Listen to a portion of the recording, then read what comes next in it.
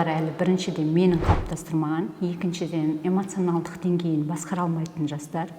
үшіншіден отбасылық қолдау көрмейтін, яғни қоғамнан шеттетіліп қалған балалар бейімделіп кетуі мүмкін, және сонымен қатар өзінің тұлғалық деңгейін анықтай алмаған жастар. Себебі әке-шешесінің абыройы үшін жақсы оқуға немесе тәртіпті болуға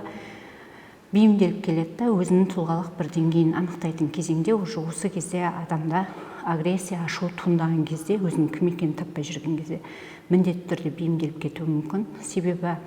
радикализм деген нәрсе ол осы именно адамның жарасын, ішкі жарасындағы бойлармен дейді, сол жарасын пайдалана отырып, өзінің бір ашушаңдық әлсіздігін қалыптастыра отырып, сен оларға керек емессің, бізге қажетсің деген сияқты өзіне бейімдеп алу мүмкіндігі жоғары. Бұдан біз енді қорғаудың ең күшті мақсаты радикализмнен қазіргі таңда ата-аналар балалармен тепе-теңдікте сөйлесе алуы және қоғамдық орталарда бір-бірін түсініп, қолдау көрсете алатын жағдай болса, сонымен қатар мәдени ақпараттық тұрғыда қамтамасыз етілетін болса, міндетті түрде бұл жерде